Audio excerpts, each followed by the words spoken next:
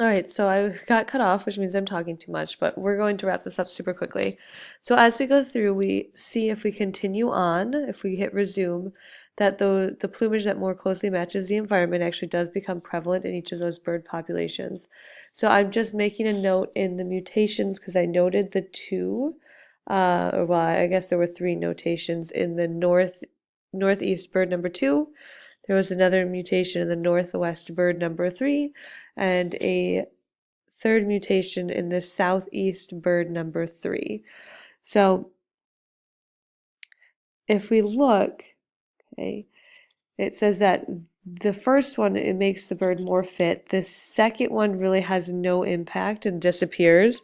And the third one also makes those birds more fit as well. So those are things that we have to consider. So let's hope my camera is on. Okay, pause. Okay, so I got my camera back on. So I'm just making some notes now.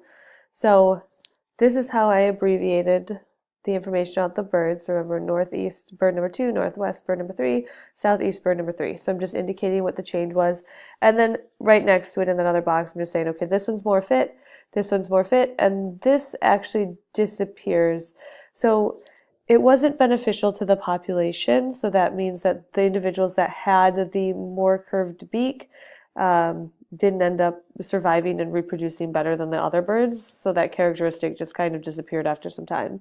Now, on the other hand, the birds that had the plumage that more closely fit the environment, they actually survived better and reproduced better, so it became prevalent within the population. Okay, perfect. So then when we go back, we're just running through the rest, so just doing the same thing.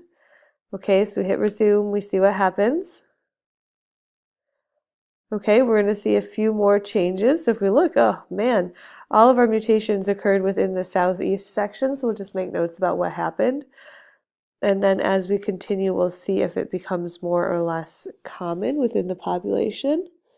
Okay, so 3 mutations, but then it says the offspring were more fit over time. Most of the population has this phenotype or that characteristics. Okay. So then it says that some of the other ones that don't have that characteristic also survive. So the things to consider, okay? And make little notes, and then we're looking at our population numbers. So red means it's dropping. So just beware of that. So you run through till the end. Okay, you get the idea, so I don't need to run through it all with you. And then we're just going to go back when we're done, okay? And we're going to take a look at our information and just answer our last few questions. So on the back as we zoom out. Okay, we don't need to worry about the with our group. So just discuss the changes, okay, that occurred in the environment over the past 500,000 years. Oh, sorry, occurred in each of the 3 areas over the 500,000 years. Okay, so what did you see that happen? So just those observations. Please remember that everyone's simulation is a little bit different because, well, you may have chosen some different characteristics to start with, but also there are just random events that come up within the situation or within the simulation. So yours isn't going to be exactly the same as anyone else's. So just paying attention to what you did. Okay? So then we are following through. We're really just looking at how this models the natural selection, okay, and evolution as a process. And then, not only just the random mutations, but I want you to think about, are the mutations always beneficial? Okay, which are the ones that tend to stick around, etc.